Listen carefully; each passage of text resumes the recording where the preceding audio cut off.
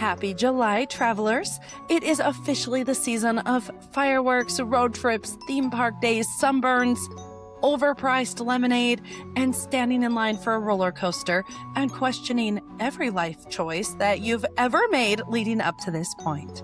Because this is Death Kiss Traveler, you know we can't just talk about summer fun without finding the ghosts hiding behind the gates. July is peak amusement park season. The rides are running, the midways are packed, the music is playing, and everything feels bright and loud and alive, doesn't it? But what happens after the fireworks fade? What happens when the gates close, the crowds disappear, and the only sound left is a ride creaking in the dark? Today we are counting down 10 of the most haunted theme parks in America. From rusted rides in the woods to ghost towns, lakeside legends, Disney hauntings, and parks where the real history is scarier than the ghost stories. So grab your park bag, your iced coffee, and maybe someone's hand, because this summer road trip is taking a dark turn. My name is Marissa, your morbidly curious host, and this is Death Kiss Traveler, the only podcast that dives deep into the dark history, horror, and hauntings of amusement parks. Make sure you hit that subscribe button, follow me on TikTok or Instagram at Death Kiss Traveler Podcast. You're going to want to see the pictures this week. Now, let's start with what might be the most famously haunted amusement park in America. Lake Shawnee Abandoned Amusement Park in West Virginia. And this one does not feel like your normal, the ride is old, so maybe it's haunted kind of ride. Lake Shawnee feels cursed from the ground up. Before there were rusted swings, old ticket booths, or children laughing on rides, this land already had a very dark history. The area is said to have been tied to native burial grounds, early violence, and bloodshed dating all the way back to the 1700s. So by the time an amusement park was eventually built there, the land already carried stories that felt heavy. Then the park came, and Lake Shawnee opened as a small amusement park where families came to picnic, swim, ride the swings, and spend summer days together. It should have been innocent, it should have been bright, but over time, tragedy became part of the park's story. Several children did die at the park, including one of the most talked about stories where there was a little girl on a swing and a truck backed into her. Another child is said to have drowned in the lake and another in the pool. And once you know these stories, the images of the park today feel even more unsettling because some of the rides are still there. The swings are rusted, the old structures sit quietly in the grass. The lake is still nearby, and instead of music, crowds, and summer noise, there's just wind moving through the trees and metal creaking through the silence. Today, Lake Shawnee is known for ghost tours, paranormal investigations, and its very eerie abandoned rides. People visit not because the park is alive, but because they want to feel something that's never fully left. Guests and investigators have reported strange sounds, unexplained voices, shadowy figures, and the feeling of being watched. Some say the energy around the old rides feel really heavy, almost like the park is frozen in time. At that exact same moment, childhood turned into tragedy. And that's what makes Lake Shawnee so disturbing. It's not just an abandoned amusement park. It's a place where the idea of childhood innocence and death sit right next to each other. A place where rusted rides stand in the woods like memorials, and a place where the laughter is gone, but the stories remain. So when people talk about haunted amusement parks in America, Lake Shawnee is almost always at the top of the list. It is going to be at the top of our list today because some parks close and they disappear, but Lake Shawnee feels like it stayed behind. Next on our list is Sylvan Beach Amusement Park in New York. And this one has a different kind of haunted feeling. Lake Shawnee feels abandoned and cursed. Sylvan Beach feels like the park is still alive during the day, but after dark, something else wakes up.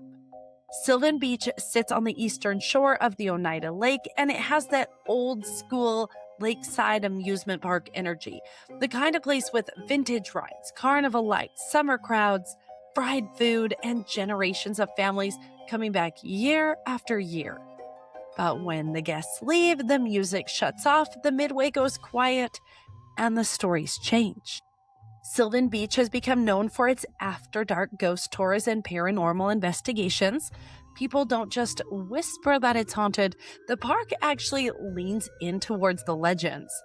Guests can walk through the park after closing, explore areas that are usually locked up, and hear the stories of spirits that are said to still linger there. And honestly, that's what makes this place so creepy, because during the day it's colorful and nostalgic, but at night, those same rides take on a completely different feeling. The lights feel dimmer, the buildings feel older, the empty midway feels like it's waiting for someone who never went home. Some of the ghost stories connected to Sylvan Beach involved unexplained noises, shadowy figures, strange footsteps, and the feeling of being watched in buildings that should be empty. There are stories of spirits tied to the park's long history, people who may have loved this place so much or lost something there so deeply that they never fully left. And with a park this old, that idea, it's not hard to believe. Think about how many summers have passed through Sylvan Beach, how many first dates, family trips, how many childhood memories, and then accidents and heartbreaks all happened there. Amusement parks, they collect energy. They are built out of emotion, excitement, fear, grief, and nostalgia. And sometimes when the lights go out, it feels like all of those memories are still walking around. And that's the charm of Sylvan Beach. Now we have to talk about the one and only Disneyland. The Disneyland park in California, the happiest place on earth. I was just there. I love Disneyland. The castle, the food, the fireworks, the music playing through hidden speakers, the perfect flower beds and the smiling cast members, the families taking pictures on Main Street like nothing bad could ever happen. But that's exactly what makes Disneyland stories so interesting. Because Disneyland, it's not supposed to feel haunted. It is supposed to feel controlled, clean, magical, like every detail has been designed to keep the real world on the outside of the gates. But the truth is, real life has still found its way in. Over the decades, Disneyland has had its share of tragedy, accidents, deaths, stories that do not fit neatly into the fantasy. And because the park is so beloved, those stories tend to turn into legends. One of the most famous is connected to the Matterhorn. In 1984, Dolly Reagan Young died after she was thrown from a Matterhorn bobsled and struck by another ride vehicle. Today, some people refer to the area where it happened as Dolly's Dip, and whether you believe in ghost stories or not, that name alone is kind of creepy, and it changes how you look at the ride. Because for most guests, the Matterhorn is a classic Disney mountain. It's icy caves and growling yeti, and the turns that's fast and nostalgic, and the screams echo through the track. But for others, it's also the place where something very terrible happened. And that's where the hauntings begin. Disneyland has ghost lore everywhere. If you know where to look, there are stories of strange figures near the Matterhorn, whispers around the old People Mover track, and cast members who swear they have heard or seen things after closing that they cannot explain. And a couple weeks ago, we did talk about the People Mover because it has its own dark history. It was futuristic, slow-moving, and very peaceful, the kind of ride that feels harmless. But even that attraction became tied to death 2 times. And also, Disneyland is the #1 spot for people to dump their loved ones' ashes. I don't recommend it. I confirmed it with a cast member. You do get vacuumed up if your ashes are spread at Disneyland. The park doesn't look haunted, at least not in the daytime. It doesn't have rusting rides in the woods like Lake Shawnee, or it doesn't feel like an abandoned carnival. But Disneyland, it's the opposite. It's bright, it's busy, it's polished, and every now and then you hear a story But I think that's what makes it even creepier, because imagine being there after closing. There's no crowds, no stroller traffic, no screaming kids, just empty walkways. The music still plays softly, lights glow on Main Street, and cast members cleaning up the place that millions of people only ever see when it's alive. That's when Disneyland becomes something else, a place full of underground tunnels, backstage hallways, empty ride vehicles, and animatronics that keep staring when nobody's watching. And maybe that's why the ghost stories stick, because Disneyland is built on imagination. It asks you to believe in things you cannot see. Magic, wishes, memories, childhood. So maybe it's not such a leap for people to believe that some guests, some cast members, and some tragedies never fully left. Number 4 takes us to Kings Island in Ohio.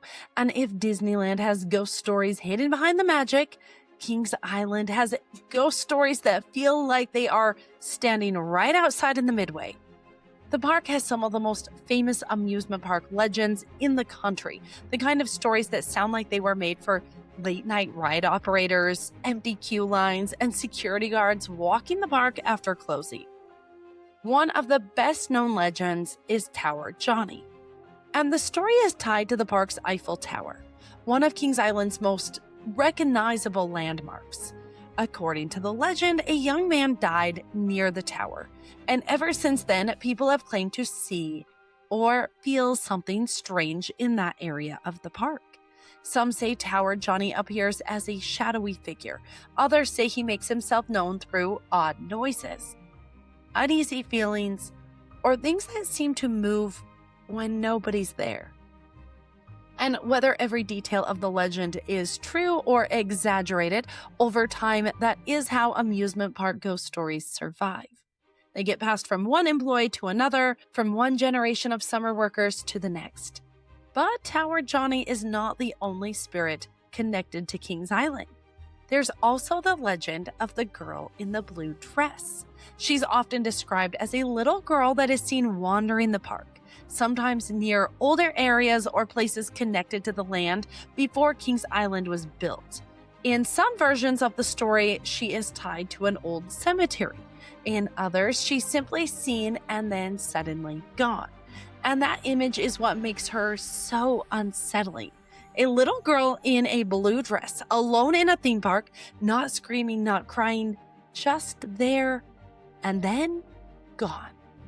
Kings Island also has a strange feeling because of how much history sits underneath the fun. Like a lot of amusement parks, the land has changed over time. Before there were roller coasters and water rides and a family vacation spot, there were fields, homes, and cemeteries. And people whose stories did not just disappear because a theme park was built over the area. That's where the haunted reputation starts to grow. Because amusement parks are already strange at night. During the day, they're loud and colorful, but after closing, everything changes. For Kings Island, the ghost stories seem to live in that beloved space in between fact and folklore, tragedy and rumor, between the guests who leave at closing and whatever still might be walking the park after dark. Maybe Tower Johnny is just a legend. Maybe the girl in a blue dress is the story that got bigger over time. But when a park has that many people telling the same kinds of stories, year after year, it becomes part of the place. And at Kings Island, the thrills do not end when the rides shut down, because according to the legends, some guests have never left. Number 5 takes us to Six Flags Great Adventure in New Jersey.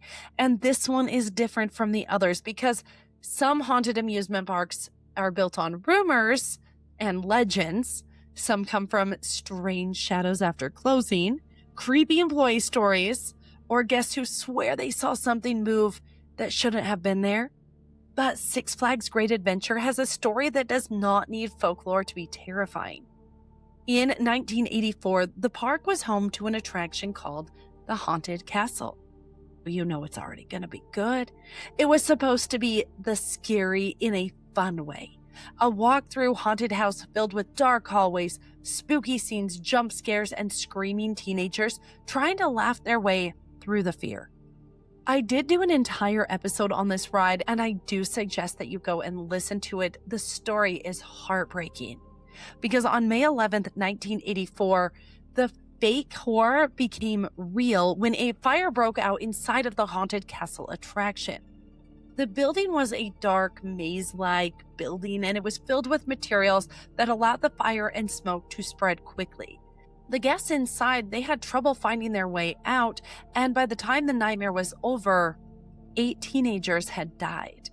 8 kids who had gone to an amusement park for fun. 8 kids who walked into a haunted attraction expecting pretend fear, and they never came back out. That's why Six Flags Great Adventure belongs on this list, not because one famous ghost story or one named spirit, but because of the real-life tragedy that is attached to this park, and it still lingers in amusement park history.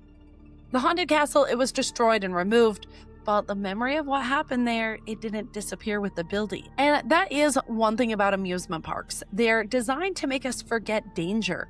They're designed to make us feel safe. And when a roller coaster drops you, the restraint holds. A haunted house scares you, but there's always an exit.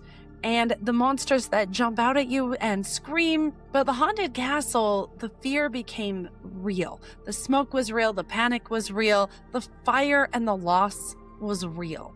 And once you know that, it kind of changes the way you think about haunted attractions forever. Over the years, the Haunted Castle fire has become one of the stories that people still talk about when they discuss theme park safety. Haunted attractions, amusement park disasters, all of that, it's a reminder that sometimes the scariest stories are not the ones about ghosts. Sometimes they're the ones that actually happened. And maybe that's why this story feels haunted even without needing proof of the spirits. Because the attraction's gone, but the tragedy is still there. It's in the history, it's in the warnings, and in the memory of 8 teenagers who entered a fake haunted castle and became a part of a real one. So Six Flags earns its place on our list because it was one of the most darkest amusement park accidents. Number 6 takes us to Knott's Berry Farm in California, and this one is interesting because Knott's doesn't just have ghost stories. It has an entire ghost town. During the day, Ghost Town at Knott's Berry Farm feels like this old West classic fun.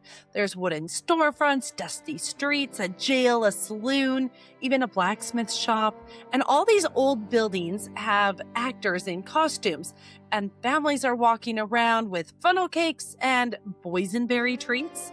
Love it. I love Knott's Berry Farm.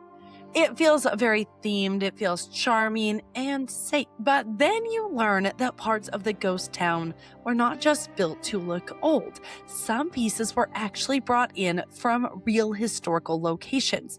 And this is not the only theme park that has done this.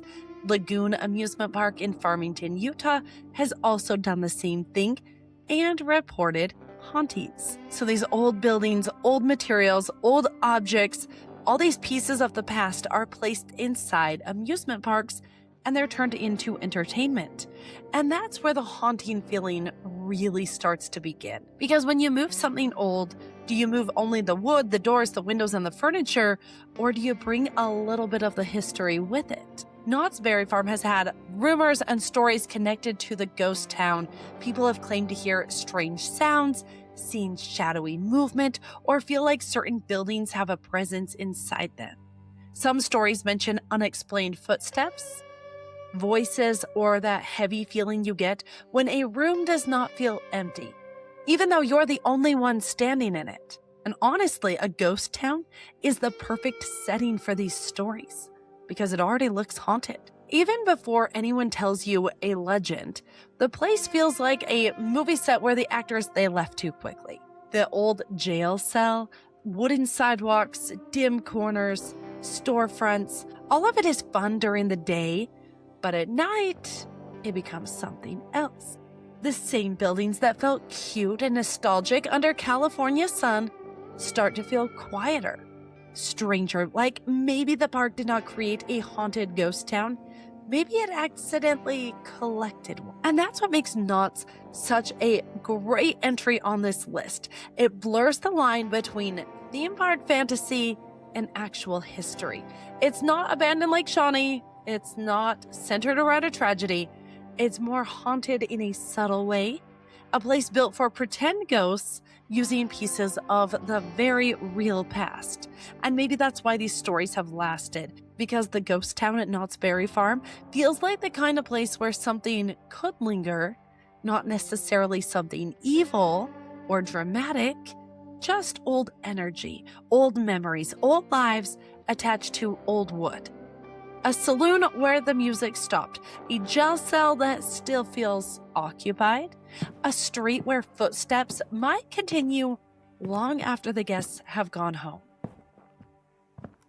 So while Knott's Berry Farm is known for roller coasters, family fun, and boysenberry everything, its ghost town gives the park a darker layer.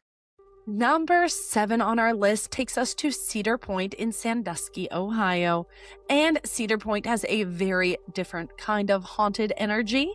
This is not an abandoned park hidden in the woods. It's not a ghost town built out of old Western buildings. This is one of the most famous amusement parks in America.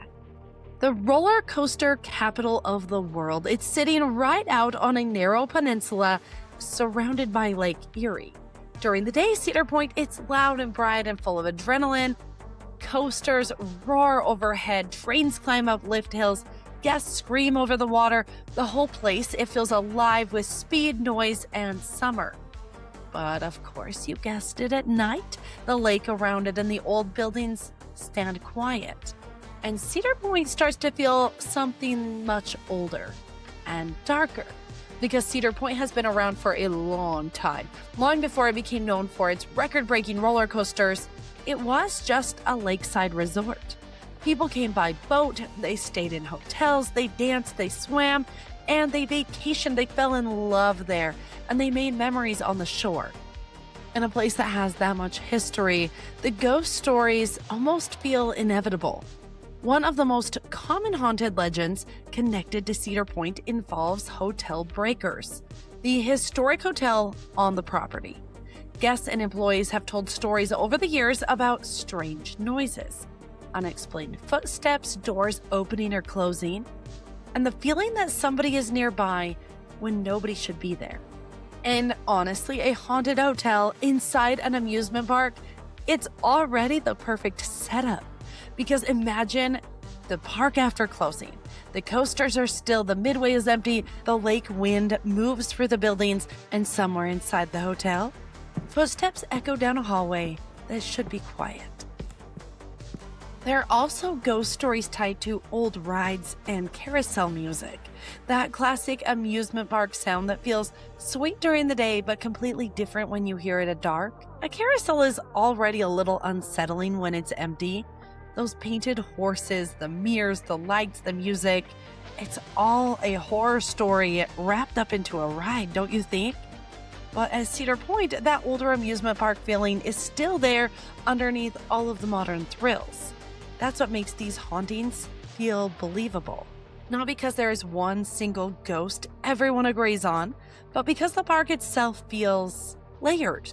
A modern thrill park built on top of a resort town, a place where generations of guests came and went, a place where summer memories, lake storms, old hotels, and empty rides, they all blur together. I feel like I need to do a full deep dive on Cedar Point.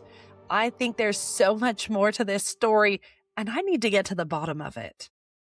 And Cedar Point belongs on our list because after the close, after the screams fade into the lake, you can almost imagine the old park running somewhere beneath the new one.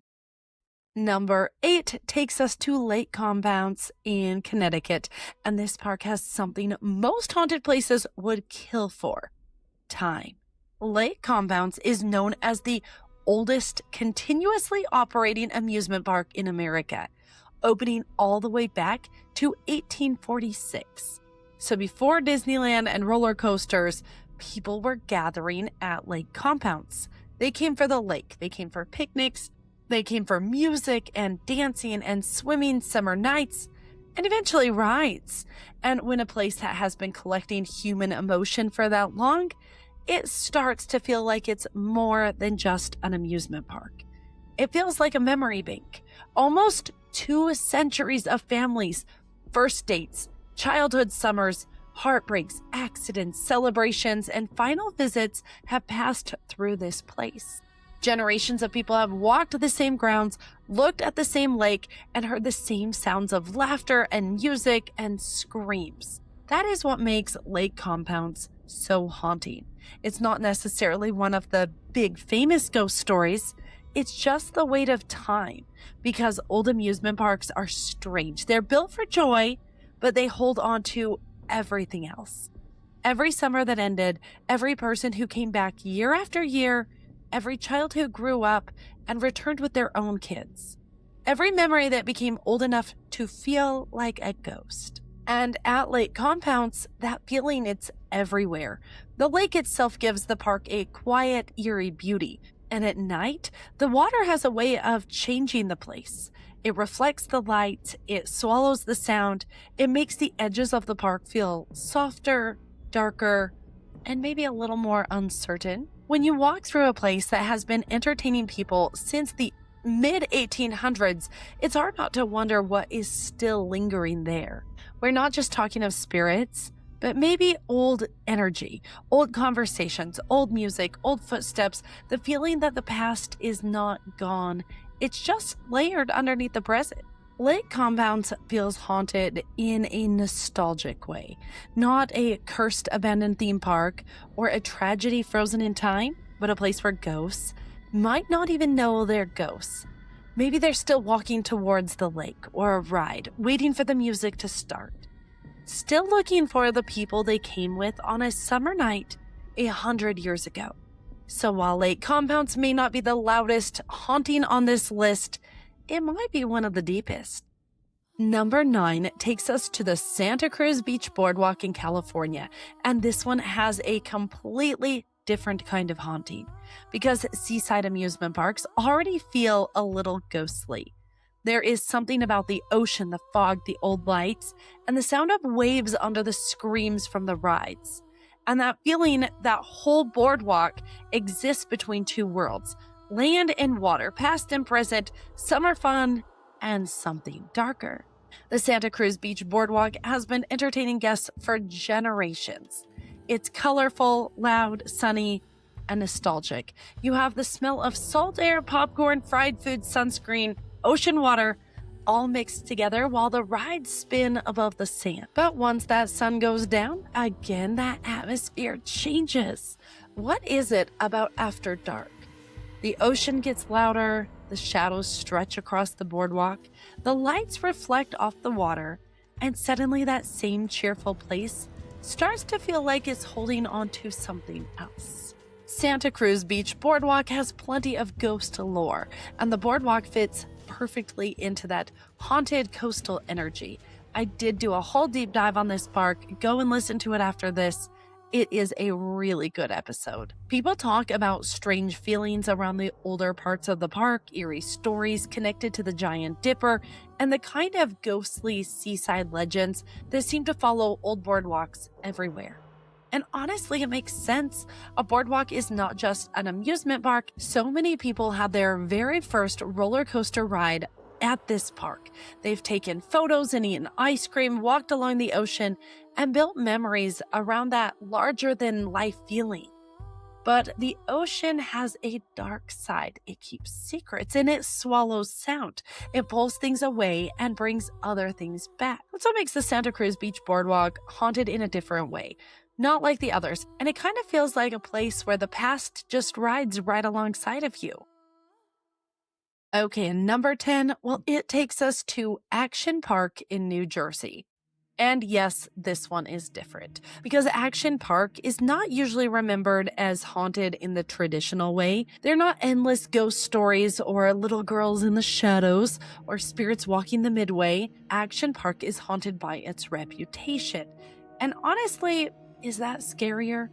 This park opened in the late 1970s and became infamous for rides that were wild, dangerous, and unbelievable. It was the kind of place where rules were loose, the injuries were common, and the stories surrounding them sounded like urban legends, except for many of them weren't. People called it Traction Park, Class Action Park, and once you learn about it, you'll understand why. Action Park had water slides, alpine slides, wave pools, go-karts, cliff jumping, and attractions that seemed to be built on one question. How much danger can we pass off as fun? You guys, there was a looping water slide. A ride so ridiculous it looked like something a child would draw, and an adult should have immediately said no. There was a wave pool nicknamed the Grave Pool because so many guests drowned in the rough water. There were concrete channels, fast slides, hard landings, and rides where people walked away bruised, bleeding, or didn't walk away at all. Many people did die at Action Park, and countless others left with injuries that became a part of the park's dark mythology. And here's what makes Action Park so unsettling. People still talk about it with a strange kind of nostalgia. Like it was dangerous, yes, but it was also legendary. Like surviving Action Park is a badge of honor. Like the park was less family attraction and more of a test run of whether you could make it through the day in one piece. And that's where the hauntings come in, because Action Park is haunted by every scream that was not just a thrill, every laugh that came right before someone got hurt, every guest who thought they were stepping into summer fun and instead became part of the most infamous amusement park stories in America. Most haunted parks have tragedy. Action Park, well, it had a pattern. It became known for chaos and risk and danger dressed up as freedom. It was a place where kids and teenagers and young adults were allowed to do things that would make most modern safety inspectors pass out. And today, even though the original Action Park is gone, the legend is still very much alive. People tell the stories like campfire tales. There was a looping slide, this wave pool that people couldn't get out of. The alpine slides, well, they would burn you as you would go down. There was so many broken bones and dozens of lawsuits. The fact that this place somehow existed, I don't know. Action Park earns its spot on our list because it shows us another kind of haunting. Not a ghost in the window, not a shadow at the end of the ride platform, but the kind of haunting that comes from a place being so infamous for harm. So as we close out this list of haunted amusement parks, Action Park leaves us with one final thought. Sometimes a park does not need ghosts to feel haunted. Sometimes the memories are enough. Sometimes the stories are enough. And sometimes the most terrifying ride is the one people cannot believe was ever built or even allowed to open. So whether you believe the parks are truly haunted, or you think the stories are just legends passed from guest to guest, there's something undeniably eerie about amusement parks after dark. During the day, they're built for laughter and cotton candy, roller coasters, childhood memories. But at night, when the gates close and the crowds disappear, those same places become something else. The rides, well, they sit still. The midway goes quiet. The music, it's gone or soft. And suddenly all of that joy has a shadow. From the rusted rides of Lake Shawnee to the ghost stories of Disneyland to the real-life nightmare of the haunted castle, these parks remind us that amusement parks are not just places for fun. They are places that hold memories. They hold tragedies. They hold legends. And maybe sometimes they hold on to the people who never fully left. Because every park has two sides. The one we see in the daylight and the one that waits after closing. So the next time you walk through an amusement park at night, when the lights are glowing, the coaster tracks disappear into the dark, and the midway starts to empty out, listen closely, because that creak behind you might be an old ride settling. That voice in the distance might just be another guest. The shadow near the tracks might just be your imagination. Or maybe some parks never really close. If you loved this creepy little summer road trip, make sure you follow the podcast so you don't have to miss where we go next. And if you have ever worked at a theme park, visited a haunted attraction, or had something weird happen on vacation, I want to hear about it. Leave a comment, send me your story, or come find me on social.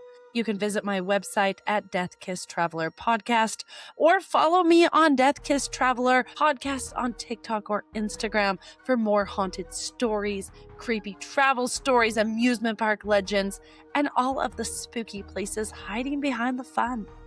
And if this episode gave you the chills, made you laugh, or made you never want to go to a theme park after closing, leave a 5-star review.